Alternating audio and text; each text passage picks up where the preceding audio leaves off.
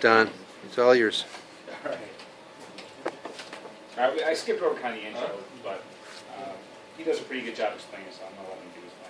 Site must be vulnerable to script injection, and two users must be able to interact in order for cross-site scripting to work. So you see a lot of cross-site scripting being combined with these phishing attacks where, hey, you bank at this bank, here's some logos that look similar. Does this guy sound like Ryan from The Office? Here's some verbiage and some names, etc. Click on this link, and it might look exactly like the real link. It probably is. But the underlying link is going to take you to another website. And when it takes you to that other website, probably that attacker's website or some site that they've compromised, it's going to go into phase 2, which is going to ask you for your credentials. Essentially things like, hey, give me your username, your password, your account numbers, your date of birth, your mother's maiden name, all of these things. Well, with cross-site scripting, you don't really need the phishing phase, because in cross-site scripting, you have the ability to inject the code directly, or the script directly, into that bank's website, their real website. So if someone types in the real website or pulls up their bookmark and goes there, and then they get shown this please confirm with your credentials, they might think this is legitimate, or maybe a spam message, a phishing attack. They don't. Well, with cross-site scripting, hey, I'm at the legitimate website. Someone's attacked that website and used that to scrape my information. That's why cross-site scripting can be so difficult to deal with from a user perspective, because in many cases it looks extremely legitimate because it's leveraging an attack against your bank's, your online shopping organization's website. Now we need to find some place to interact with the user. So if we go into products, books, we take a look at a specific book, we find that there's an area within here called add a comment.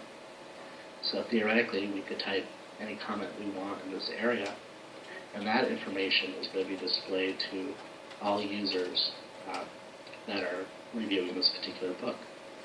If you recall earlier, we had a simple alert command that would pop up and essentially just show us our cookie information. Well, we can do a derivative of that attack here. So I'm simply going to say hacked. So instead of showing me cookie information, I want the term hacked to come up. So I'll click add comment. And again, I'm logged in as bug, so I'll log out, log in as a different user. And we can recall from the very early SQL injection attacks where we dumped the username and password database, TASD is Tasmanian Devil. So I'll log in as TASD with TASDevil as the password. And once we get logged in, essentially we're just going to go ahead and go back to the product section that we were at before. We're going to take a look at books. Let's go to our book paper. Okay, so this is like a pretty easy, very basic example of persistent cross-site scripting attack, where that gets rendered on whoever browser opens and renders that page. We're looking at, and I click on that, and sure enough, boom, I'm alerted with my hack.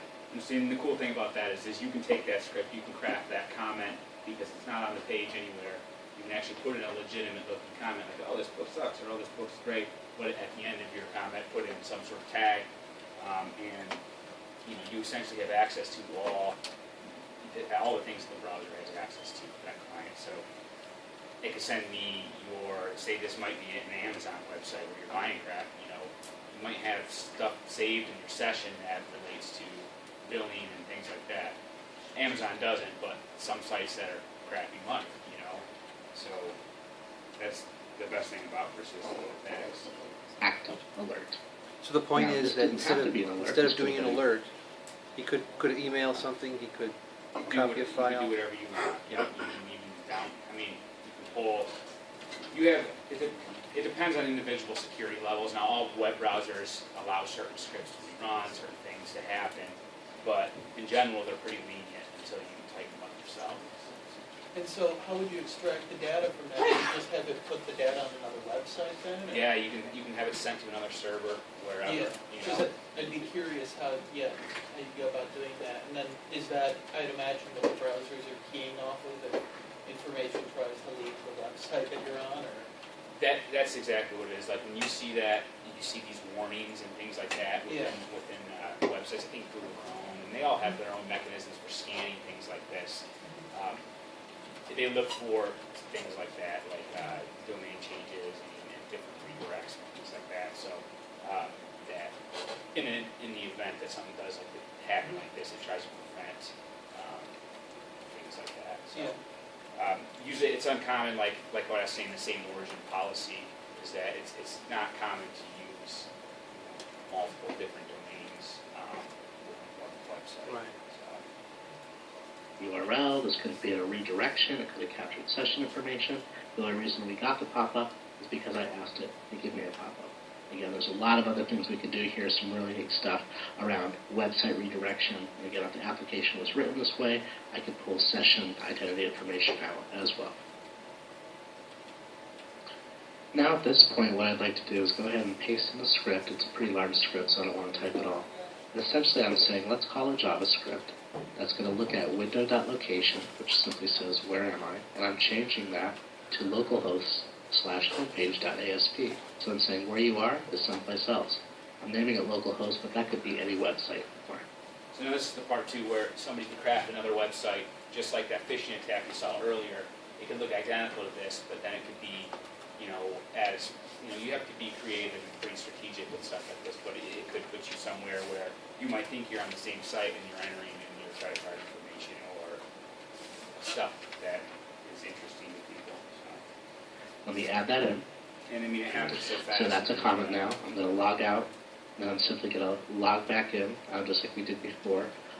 This time, I'm logging out from Tasmanian Devil and logging back in as Bugs Bunny with password carrots. Once I log in as Bugs, I'm simply going to go back to products. I'm going to go back to books. I'm going to look at my listing, and I should see an alert and then a redirection into my own homepage at this point. So this is actually going to pull up one hacked. And I click again, and I, of course, get redirected to wherever I wanted, but this just happened to redirect me back to my homepage within the frame. For more information on Imperva, and to look... All right, that's it. But that's just a basic thing of our demonstration of a persistent attack. So it's pretty easy, and it happens a lot of times. People don't even know they're hacked. People like my dad, he gets his identity stolen all the time because he buys things from India and pharmaceuticals and stuff. But it's websites like that, that are already a little dodgy to begin with. Those are the ones that get hacked because they don't have, obviously, the security auditing that some of these more relevant companies have. So, but anyways, that's All right. it. Nice going, Don.